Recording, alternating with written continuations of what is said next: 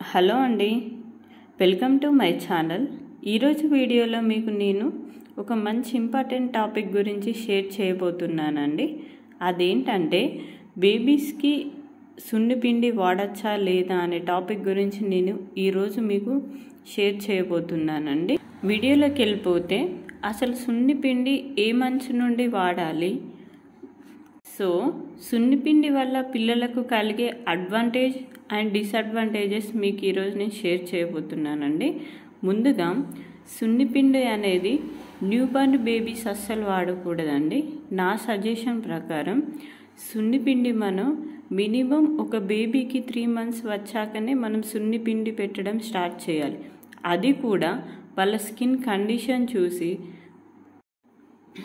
So మెయిన్గా సున్నిపిండి వాడడం వల్ల బేబీస్కి కలిగే డిసడ్వాంటేజెస్ ఏంటంటే వాళ్ళ స్కిన్ అనేది సున్నిపిండి పెట్టడం ద్వారా డ్రై అయిపోతుంది. అలాగే కొందరి బేబీస్లలో వాళ్ళ స్కిన్ స్టార్టింగ్ నుండే రెడ్ అవ్వడం, చిన్న చిన్న కురుపుల్లాగా అవ్వడం, ఇలాంటి చేంజెస్ మనం చూస్తూ ఉంటామండి. అలాంటి పిల్లలలో మనం సున్నిపిండి అనేది అప్లై చేయడం ద్వారా వాళ్ళ స్కిన్ అనేది ఇంకా ఎక్కువ ర్యాషెస్గా ఏర్పడుతుంది. అందుకని మనం సున్నిపిండి పెట్టేటప్పుడే మన పిల్లల స్కిన్ మనం అబ్జర్వ్ చేయాలండి. మన పిల్లల స్కిన్ అనేది స్మూత్ అండ్ సాఫ్టీగా పెట్టిన తర్వాత ఉందనుకో, దట్ ఈస్ అది పడుతుంది అని అర్థం. ఒకవేళ మన పిల్లల స్కిన్కి మనం సున్నిపిండి రాయగానే అది వితిన్ ఒక 5 minutesలోనే మన బేబీ స్కిన్ అనేది చేంజ్ అవ్వడం మనం చూస్తూ ఉంటాం. చిన్న చిన్నగా ఆటోమేటిక్గా అది దద్దుర్లు వస్తూనే ఉంటాయి. నేను చాలామంది బేబీస్ని చూశాను, మా కజిన్స్ వాళ్ళ బేబీస్ని. వాళ్ళు కూడా సున్నిపిండి రాయడం ద్వారా కొంతమంది బేబీస్కి అది పడకుండా అలా వాళ్ళ స్కిన్ అనేది చేంజ్ అవ్వడం నేను చూశానండి. సో మెయిన్గా మీరు సున్నిపిండి మీ బేబీస్కి పెట్టే ముందు వాళ్ళ స్కిన్ టైప్ ఎలా ఉంది, అసలు ర్యాషెస్ వస్తున్నాయా, సున్నిపిండి పెట్టిన తర్వాత స్కిన్ అనేది డ్రై అవుతుందా, ఇలాంటి ప్రతి ఒక్కటి అబ్జర్వ్ చేసి మీ బేబీ స్కిన్కి అనేది మీరు సున్నిపిండి అప్లై చేయాలండి. ఎందుకంటే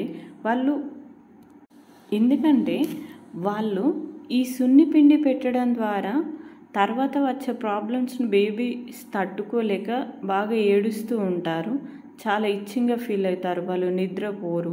ఓకే అండి, సున్నిపిండి ద్వారా ఇలాంటి కొన్ని డిసడ్వాంటేజెస్ ఉంటాయండి. బేబీస్కి మనం సున్నిపిండి అప్లై చేయడం ద్వారా కలిగే కొన్ని అడ్వాంటేజెస్ ఏంటంటే అవి వాళ్ళ స్కిన్లో ఉన్న పోర్స్లో ఉన్న డర్ట్ని తీసేసి వాళ్ళ skin, baby skin soft and స్మూత్గా చేస్తుందండి. అది కూడా బేబీస్కి ఏ మంచు నుండి సున్నిపిండి అప్లై చేయాలంటే మెయిన్గా 3 months వచ్చే వరకు ఏ బేబీకి కూడా మనము బిఫోర్ 3 months అసలు ఎలాంటి సున్నిపిండి అనేది అప్లై చేయకూడదు. ఓన్లీ ఆయిల్ మసాజ్ చేసి వాళ్ళకు స్నానం చేయించాలండి. ఆఫ్టర్ 3 months తర్వాత మనం సున్నిపిండి అప్లై చేయడం వాళ్ళకి స్టార్ట్ చేస్తూ ఉండాలి. సో అది కూడా సున్నిపిండిలో కూడా ఓన్లీ న్యాచురల్ ఇంగ్రీడియంట్స్తో ఉండే సున్నిపిండి మాత్రమే అది మనం బేబీస్కి అప్లై చేస్తూ ఉండాలి. అది ఎలా అంటే మన హోమ్ మేడ్గా మనం ఇంట్లోనే ప్రిపేర్ చేసిన సున్నిపిండిని వాళ్ళకు అప్లై చేస్తూ ఉండాలి. మళ్ళీ నెక్స్ట్ థింగ్ ఏంటంటే సున్నిపిండి కూడా డైలీ అప్లై చేయొద్దండి. ఒక వీక్లో ఒక 3 times అప్లై చేయాలి బేబీస్కి. అది కూడా కొంతమంది అడుగుతూ ఉంటారు, ఏ టైంలో సున్నిపిండి అప్లై చేయాలి, స్నానానికి ముందా స్నానం తర్వాత అని చాలామంది డౌట్స్ అడుగుతూ ఉంటారండి. అయితే సున్నిపిండి అనేది మనం స్నానం చేయించేటప్పుడే అది అప్లై చేస్తూ ఉండాలి. మన బేబీస్కి వాటర్ అంతా మన బేబీకి సున్నిపిండి అప్లై చేసిన ఒక 10 minutes తర్వాత మనం స్నానం చేపిస్తూ ఉండాలండి.